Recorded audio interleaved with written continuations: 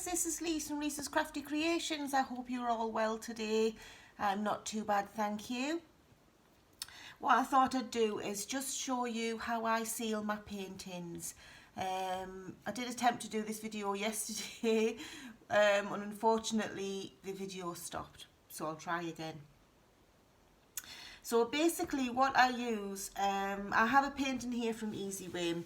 I wasn't going to seal this painting, but as I say, the video failed yesterday, so I thought, well, I'll have a go with this one and I'll show you the one I sealed yesterday, so you can see the results of the two. So basically all I do, especially if because I only seal them if there's popping drills, usually. So the first thing I would do is roller it, just to make sure that all the drills are nicely in place. There must be a few popping on this one. And so all the drills are nicely in place and there's no popping. They're all stuck down. There we go. Run your hand over it to see whether you can feel anything and then push them down if you can do. This one's pretty good actually. Right, and then I use a standard paintbrush, quite a large one. But it's in the art section. I think I bought this from for art purposes rather than for decorating. I forgot to clean this properly yesterday, so it's a bit stiff, but it will clean up nice even though I've missed a day. So usually it's quite a nice soft brush normally, and it cleans up well, just because I'll show you what we use. This one I got from Aldi's, and it's even dated 8th 2020. There you go, that's when it was made. It's a deco style brush, size 21, so there you go. I also use this, which I get from Amazon, which is mini wax polyacrylic protective finish. It's water based, so it's easy to clean your equipment. If you spill it on anything, it's dead easy to clean up. And you must remember to get the clear gloss.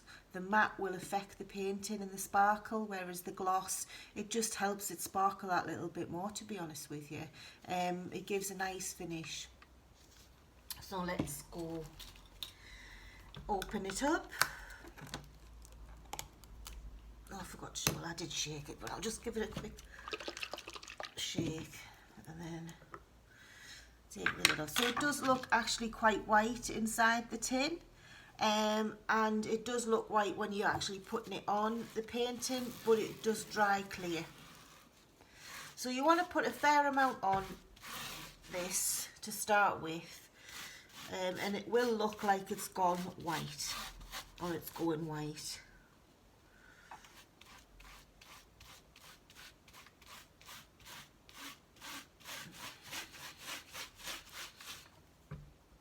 And then just, you can go in any direction.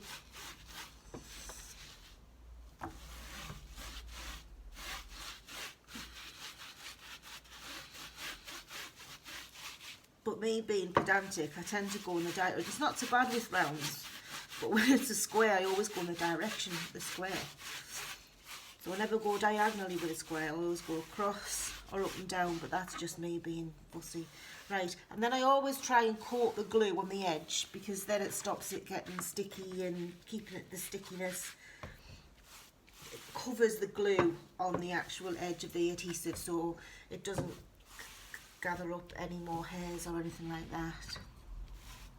So once I've put on a finish coating, I just take off any excess and then run it over the top like that, and then strip it off the brush, so that you're actually taking off the surface amount.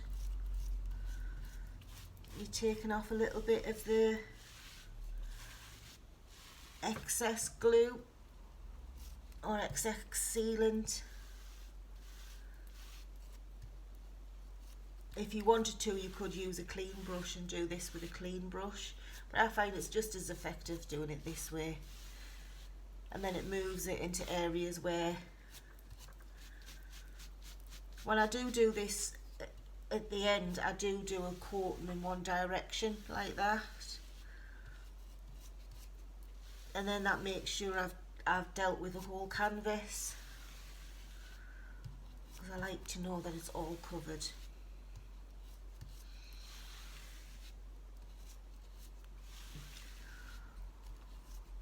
If I'm going to put a canvas in the post that's travelling a long way, I do tend to seal them then as well, because just to give them that little bit of extra protection. Although I've only had one canvas that's been that I've taken back because there was diamonds missing. And thankfully that was something I'd give to my mother-in-law, and not my mother-in-law, my sister-in-law, and I noticed it prior to my daughter noticed it when she was taking it up, and then when it got to Pamela's, we realised there was a lot more diamonds, so I must have had a colour missing. And I'm going to have to clean that up before I put it on. Right, so I have to give that a good wash and clean up afterwards. So that's the finished product.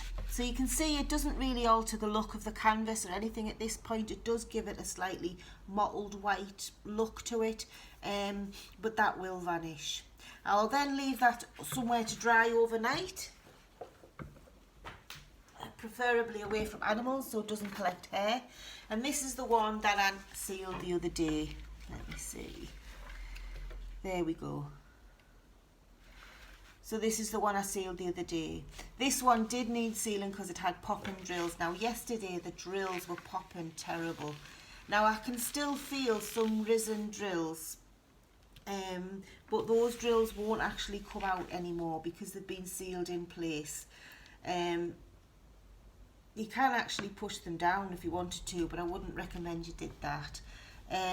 So you can see there's still some manoeuvrability in the canvas. It is stiffer than what it was, but it will bend and roll.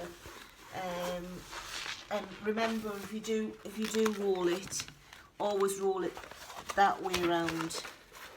Never roll it in over, because then it gives the diamonds that a bit space. If you can see there, it gives the diamonds room to move, whereas if you did it that way round, the diamonds would really pop off. So that's the painting that's already been sealed. I hope you found this helpful. Please consider subscribing if you're new to the channel. I'd love to have you. Please hit the subscribe button, and then there's a little bell next to that which you can hit, and that will notify you whenever I do anything or any videos go up. If you've already subscribed, thank you so much for your support and watching me again. Please continue to do so. We're a great little team here, and I feel like I've got a good group of friends that are surrounding us. I think I view you more as friends now than just people who've subscribed to the channel. We're a nice crafting community, so if you'd like to join that you would be more than welcome. The more the merrier, I say. So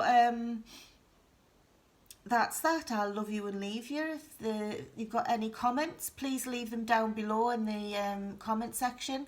Any constructive criticism is always welcome on my channel, but please keep it polite and clean, and I will answer any queries, questions, and take on board any criticism.